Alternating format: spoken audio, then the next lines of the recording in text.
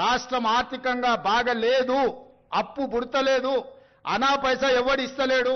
ఎవరినైనా కలవడానికి పోతే బ్యాంకర్లు దొంగలను చూసినట్టు చూస్తున్నారు తెలంగాణ రాష్ట్ర ప్రతినిధులను.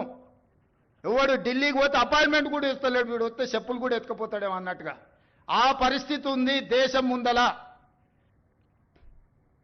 అప్పు పుడితే నేను కూడా ఏదో ఒకటి చేసి తెచ్చిచ్చేటోను, అప్పు పుట్టట్లేదు, ఎవడు బజార్లో నమ్మడం లేదు.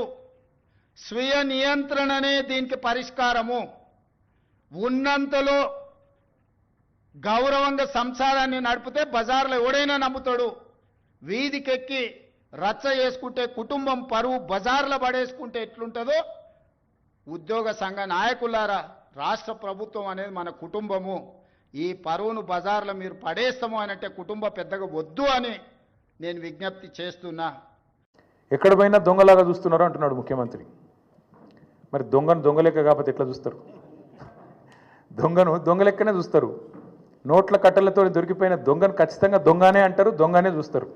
ఒక విశ్వసనీయత లేని ఓటుకు నోటు దొంగను కాంగ్రెస్ అనే ఒక ఎర్రి పార్టీ గుడ్డిగా నమ్మి సీఎం చేసింది, కానీ ఖచ్చితంగా దేశంలో మిగతా వాళ్ళు మాత్రం నమ్ముతలేరు.